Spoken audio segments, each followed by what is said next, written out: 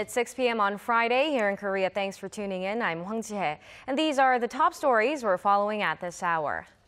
President Park Geun-hye kicks off her U.S. trip to take part in the United Nations General Assembly. Before embarking on her journey, the president warns Pyongyang will pay the price for any possible provocations in violation of UN Security Council resolutions.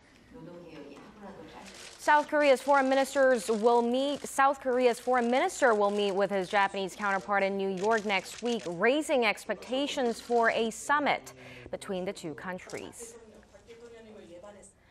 Though no Korean casualties have been reported, more than 700 people are dead and nearly 900 more injured in a stampede outside the holy city of Mecca.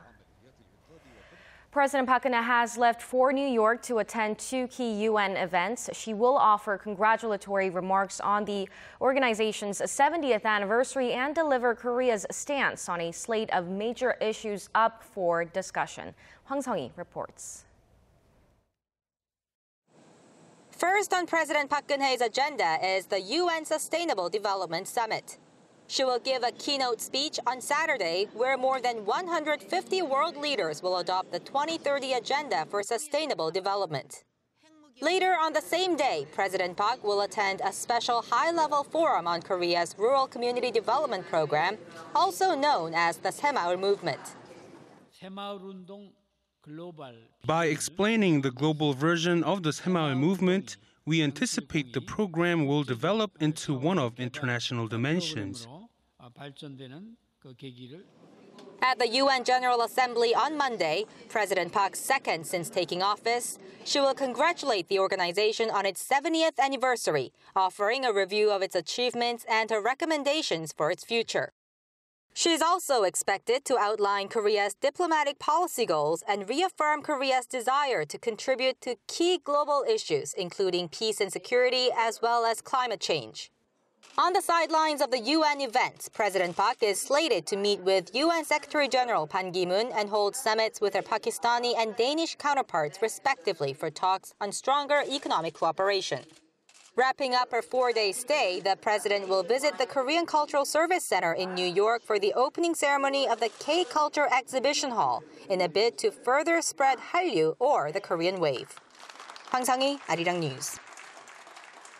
Before embarking on her trip, President Park held an interview with a foreign media outlet in which she had strong words regarding possible North Korean provocations expected to mark a landmark anniversary in Pyongyang next month. Connie Kim reports.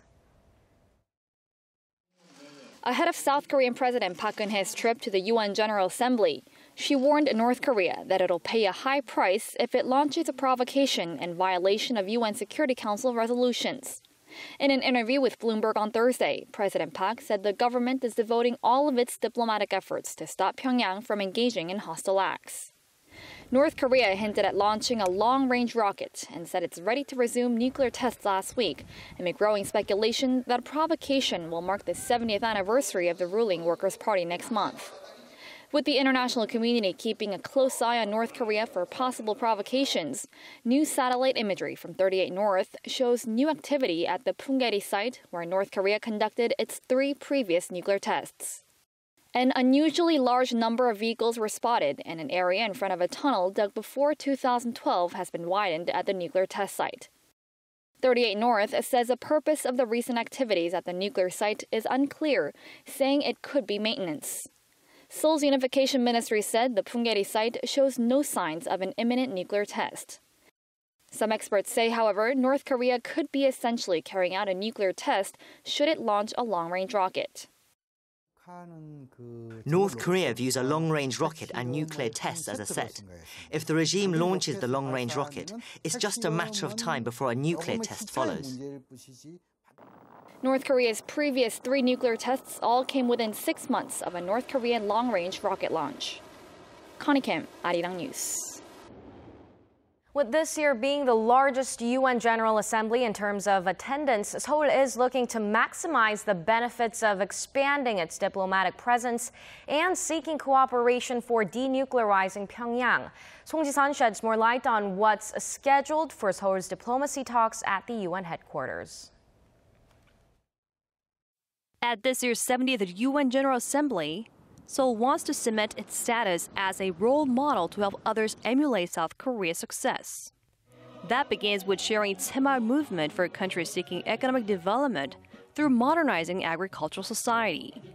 Seoul also shares its vision and knowledge in the education and health sectors at the Sustainable Development Summit, while answering the call of UN Secretary-General Ban Ki-moon to help resolve the refugee crisis. Another goal is to build international consensus for denuclearizing Pyongyang and to establish a prompt countermeasure process on imposing sanctions in case of North Korean provocations. Stability in the Northeast Asia region through such efforts will be a key agenda item discussed during the trilateral foreign ministers' talks involving Korea, Japan, and the United States set for Tuesday.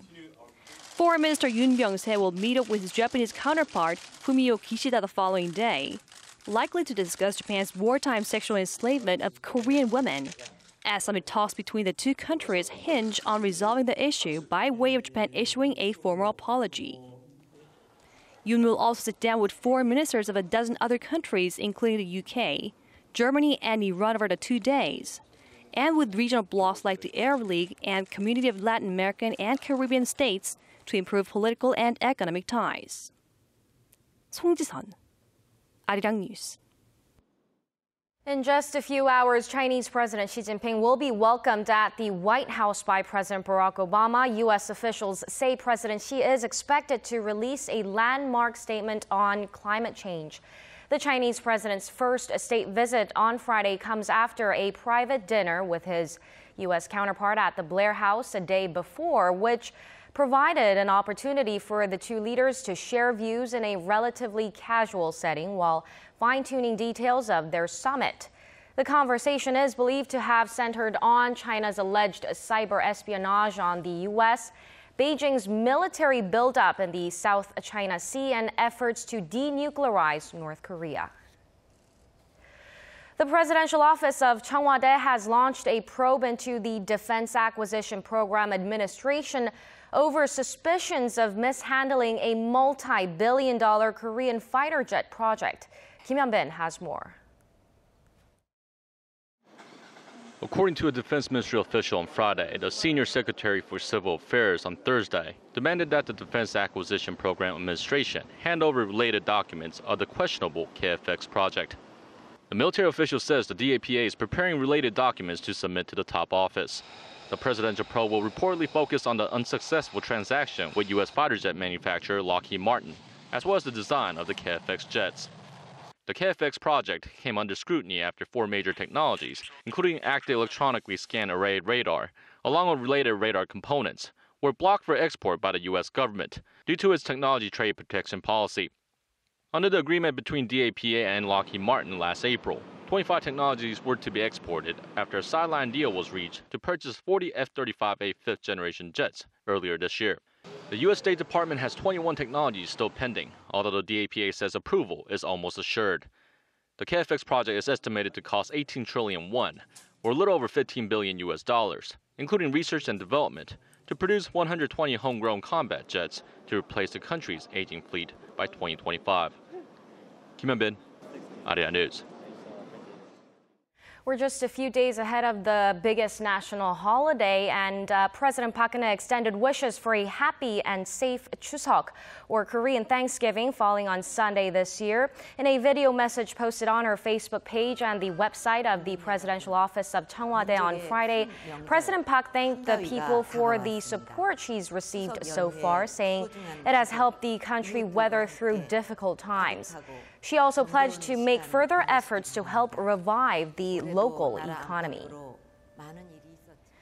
The emissions scandal that has engulfed Volkswagen is getting more toxic by the day. In addition to the emissions fraud causing the European countries to bow to pressure to rerun tests on cars, a fresh study reveals worrying news for other automakers. Shin Se-min reports. The diesel emissions fraud scandal at Germany's Volkswagen is deepening. What started with Volkswagen has prompted the European Union to urge all 28 member nations to launch their own investigation, with all new diesel cars in Britain just waiting for retests. And a report on BMW showed the diesel version of its X3 sport utility vehicle is also violating the rule, emitting more than 11 times the European limit for air pollution. Stocks plunged on Volkswagen's front, falling nearly 30% since news of Volkswagen's Clean Air Act violations broke a week ago, and dropping to more than 50% less than the 52-week high reached in March. The fallout of the carbon emission scandal may even become too great for Germany's automaker to handle on its own. In theory, any VW customer can find a way to sue for damages. Even pedestrians, residents, and neighbors can claim they've been affected. I think there will be an avalanche of lawsuits. Other automakers may be dragged into the wake of the scandal. A study by the International Council on Clean Transportation, an organization that first revealed the German automakers' discrepancies, shows that Hyundai, Renault, and Volvo diesel cars would also fail emissions tests under the coming European rules. Other manufacturers tested multiple models, while the 3 car manufacturers only had a single model tested. It's worrisome, as this is just the beginning for increased scrutiny of the entire auto industry and its methods for testing vehicles, with the complete extent of the fallout still unknown. Shin Se-min, Arirang News. U.S. Federal Reserve Chief Janet Yellen says she expects a rate hike by the end of this year on Thursday, and this is only if the economy holds strong and inflation remains stable. She added that the current global economic slowdown will not affect the Fed's plans to raise its rate. Following her speech, the U.S. dollar gained on Friday, while Asian shares in Japan and Australia lost previous gains. Korea's benchmark Kospi closed slightly below 1943 on Friday, down 0.22%. More than 700 people were killed and 800 injured near Mecca on Thursday. World leaders are among those continuing to express their condolences and to the families of the victims. Lee Soon has the details. More than 2 million Muslims gathered near the Saudi Arabian city of Mecca for the annual Hajj pilgrimage when a stampede broke out near the city on Thursday. Saudi Arabian media report that the incident has killed more than 700 and injured over 860 victims. The death toll may rise further as bodies are still being counted, with many of the injured in critical condition. An official at the Korea Muslim Federation told Arirang TV that over 200 Muslims who reside in South Korea, including 20 to 30 South Korean nationals, made the pilgrimage to Saudi Arabia. The Korean embassy in Riyadh has confirmed that there have yet to be any reports of South Korean nationals hurt in the stampede. Meanwhile, in New York, Pope Francis expressed his sympathy to Muslims regarding the incident.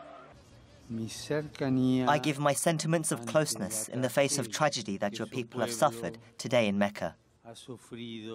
UN Chief Ban Ki-moon also sent his condolences in a message. My deepest condolences to many hundreds of people who died, and my deepest condolences to the families and friends and governments and people of those affected. The tragic stampede comes just 2 weeks after a crane collapsed in the same area, claiming the lives of more than 100 people. Lee Soo-in, Arirang News. And Pope Francis is now in New York after delivering a historic speech to U.S. Congress. Speaking to a packed house on Thursday, the Pope focused on ways to help the poor and marginalized. He also challenged Congress on social and economic injustices, as well as on immigration. The Pope stressed that social structures should focus on restoring hope. Pope Francis is the first pontiff ever to address a joint session of the U.S. Senate and House of Representatives. The Pope will address the UN General Assembly in New York on Friday, local time. In a horrific accident in Seattle, a bus and tourist vehicle collided on Thursday, killing at least 4 people, with 44 others injured, including 13 Koreans. According to media reports, 4 international students who were on the bus with dozens of other students and employees of North Seattle College's international program were killed in the accident. The 44 injured were sent to local hospitals for treatment, which included 13 Koreans. According to Seattle's Consulate General of the Republic of Korea, 7 Korean students on the bus and 6 on the tourist vehicle sustained minor injuries.